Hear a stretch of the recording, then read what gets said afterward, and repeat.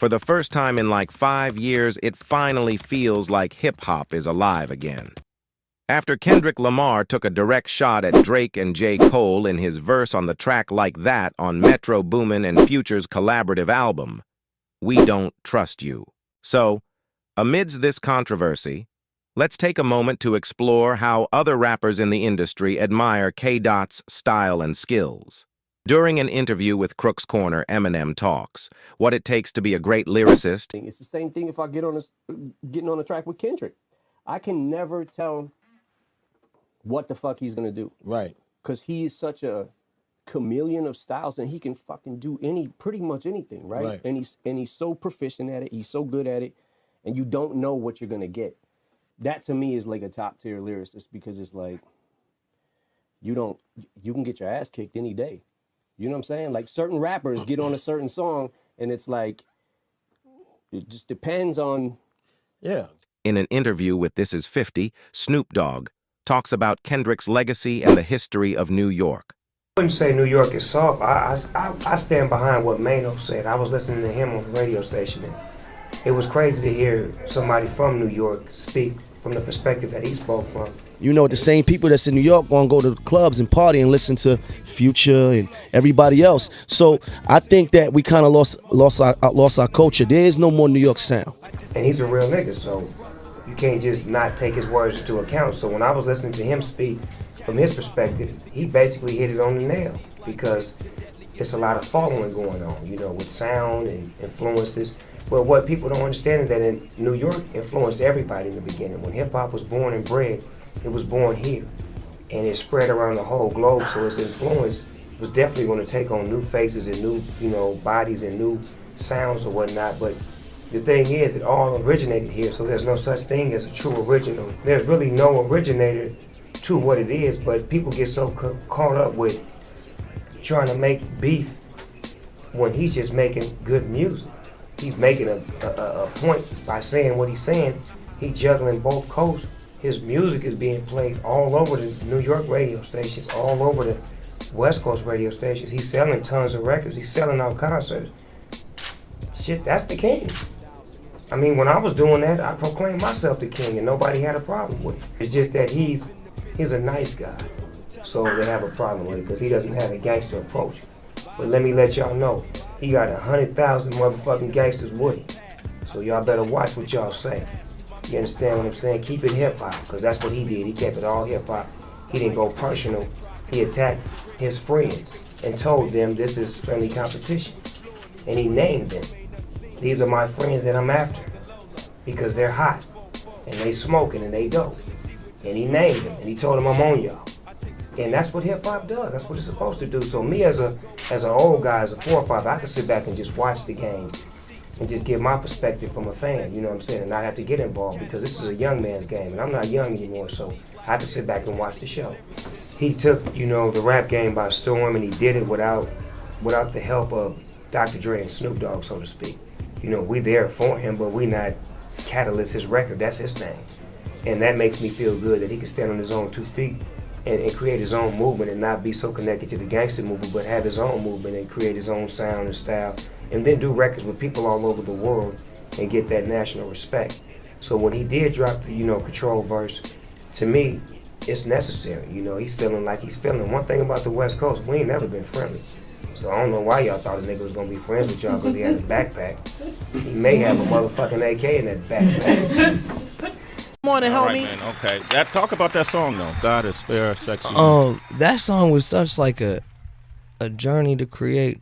And I, you know, like I had that beat for a long time, and then Dot was doing Fallon, and he came through the studio, and like I was like, man, I gotta show you what I've been working on, and I had like I'm always working on like 9 things, so I had like all the stuff for this record, and I played it for him, and he was really geeked on it, just like he was like, this is what you're supposed to be doing. Who's the greatest rapper alive? It's Eminem. I'll answer that for you. No. Who is it? Well, I mean, based on the slump, based on what's recently been happening. I mean, just overall. Because like, so you mean of all? No, really, like he's talking about of all time. Yeah, it's like we could say Michael Jordan still alive, but he not beating LeBron James 1-on-1. You get what I'm saying? Right. That's what I'm like. We talking about. We talking about right now. It's Kendrick. Easy. First time I met with Kendrick on some, not met him, but the first time we got up on some music shit. I was just so excited about the nigga. I gave him some of my, I gave him beats or whatever. High Power was one of them. What a fucking song. High Power was one of them, which he killed and destroyed. And another one I got is this song we got now called Temptations. But when I gave him the beat, it already had my verse on it. I was just like, yo, I got this crazy beat with an ill verse on it. You know what I'm saying? Just do with it. And he went in there and like just put together those words. And I like remember like when he hit like the God is fair. There was like a moment of like, are we doing that? Are we doing that? And it was like, hell yeah, we doing that. Mm-hmm. And I love that record. Style, or did you influence Kendrick Lamar? Like for Kendrick Lamar to go that different route? I mean, he was always crazy. Right. But when it comes to funk and soul, man, sometimes I hear you and I see Kendrick there for some reason. I think we got a lot of same influences. I think on his latest project, he worked a lot with people like Thundercat. People like Taz Arnold and Sa-Ra. Taz is in Sa-Ra. Thundercat comes up under Sa-Ra, and I come up under Sa-Ra. So does Ty Dolla $ign. Like, so that's where all that funk those comes are our from. big homies. Yo, when I tell you, you should never give a nigga like Kendrick Lamar home court advantage. You know what I'm saying? Because he came back with an incredible verse. But my verse is still good. My verse is crazy. And it just adds to the song. It makes the song a moment. But that was the first verse anybody ever spit on my song, and I was like, you little motherfucker, like, don't make me, I want to change my verse. When you first met, you known him from before Kendrick? Or? Kendrick, I don't know him from way back, but I met him, first time I met him was right after Compton came out, and we just been cool after that, just been chopping it up. He hugged you when he saw you on the Compton thing coming out? He just, yo, you know what happened? He was like, get the fuck out of here, nigga, you made it. Yo, I got a text early in the morning one day, and it started off with, life's a trip. Kendrick, right now. It's not even close. Overall? Yeah, it's not even close. Really? Because what do overall mean? You say a rapper. Like everything done in their rap career. Their body of work. Body of work, lyricists. So you're talking about the amount of noise, sales. Oh, that don't got nothing to do with that. Influence. Kendrick Lamar. Right now. Yeah. Kendrick Lamar is the... They suck his dick so much. They suck Kendrick dick so much. Love this fucking guy. He done produced on my album now. They said he didn't. I played a whole song. Motherfucker was like, oh, I love the snippet. They're like, damn, that's a 3-minute snippet. Like, people they suck dick so much. You and Kendrick talk about stuff like that? They can't wait for the Kendrick verse to pop up. It's not happening. Kendrick doesn't have a fucking verse on. Speaking of Kendrick, I was over at their studio and he played me like some shit. Like, he played me like 4 or 5 tracks. And I was just like, and this was a while ago. Yeah. This is probably like 6 months ago. Yeah. And ever since then, I've just been like, man, what are you guys doing with these tracks? Like, I've heard, people say albums, mixtapes. Do you have any idea what's going to happen with those tracks? I'm not going to settle for a mixtape. I mean, I say that now. Do you and Kendrick talk about stuff like that? How the public perceive everything? Like, no, yeah, of course. That's my boy. Y'all fuck with the public? Yeah. Yeah, you know what I'm saying? We talk about a lot of shit. Isn't it cool that you could fuck with the public like that? Or fuck with the idiocracy that's out there? I mean, I'm not trying to do it. They fucking with themselves. I'm doing it like you sound good on the background vocals. But I'm not selling for a mixtape because I feel like we too talented for that. And the music that we've made so far is too good. So with Kendrick, it's just, first of all, it's just a mutual respect and a natural friendship. Like, before I even knew he could rap, I just knew he was like this, this young kid who was super respectful and showed me love. And then I seen him spit in a club one time at a U&I album release party, and that's when I was like, yo. And this was before, I knew that anybody knew him or whatever the case is. Yo, that is fucking... Not like that. Yeah. Like, that probably sounded a little harsh. Like, he's the best rapper. Like, you sound... I needed you for the background vocals. Like, your voice would have sounded good. But people, like I said, people hear that, saw the video, and thought the shit was a snippet. Wow. Because they heard Kendrick's voice. and they waiting for the full track. Some nigga, I'm like, these niggas is crazy. I don't know. I just want to treat it right. Like, you know what I'm saying? I really want to do that right. So, you know, right now we got 4 or 5 bangers. I don't want to waste them. I don't want to just throw them out. High Power was one of those, and he using that on, he using that on Section 80. But I don't want to do that with the others. I want to build, even if it takes, 9, 10 months, whatever. I feel like the final outcome of that project is something that hip hop needs, something that rap needs. And he was like, I saw one of your videos years ago, and you was robbing a liquor store, and you was going by a different name.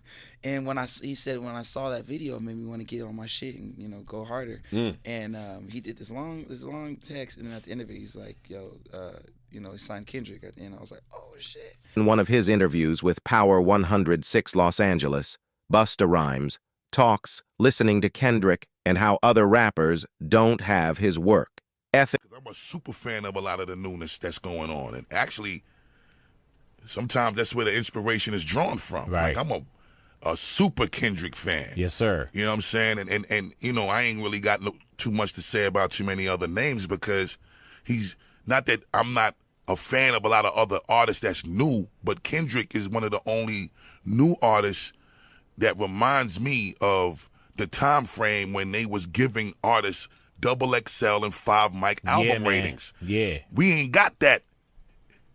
I don't know how many new artists. I don't think there's any new artists in the last 10 to 15 years, because we in 2014 now, so it's really like since the 90s, I don't know any new artist that got a 5 mic rating. Right. Not one. So that just goes to show you how much times have changed as far as just the mentality of what the artists might feel they need to contribute. On her Queen radio podcast, Nicki Minaj jokes that she's better than Kendrick and applauds for respecting the craft of rap. The reason why I haven't collaborated with Kendrick Lamar yet is because he don't want to get washed. Nice. No, I don't know, but I'm a huge fan of him and his talent, and, I'm looking forward to collaborating with him one day, hopefully, because he's animated, and I like the animation and all that stuff, but also, he just respects the craft of rap, and at this time right now, yeah, that's all I'll say about that. Okay. I actually went to Compton, 134th in Piru. And chill with the homies. Okay. And had a great time out there. Met Kendrick's family, his friends, and the control thing, man. Like I looked at it. As soon as he saw me, he said, "Yo, I just want to tell you," because we had to walk through the neighborhood to find where we're gonna shoot it at, right? Like, oh no, Compton. Yeah, so we just walking through, trying to find a street or somewhere to shoot it at. Right. And the first thing he says to me is like, yo, thank you so much for just, for understanding and not taking the verse the wrong way. I like that. And I was like, Kendrick, you don't know I'm different, bruh. I was like, I'm different. Like, I understand. Like, I listen to rap. Right. I understand. It's the sport of hip hop. It's the sport. It's the sport of hip hop. And I looked at it like, man, he shouted out his peers. He shouted out his peers, and he was like, yo, I want to take something from your fan base, Mac Miller's fan base. I want to take all of that. When is that not the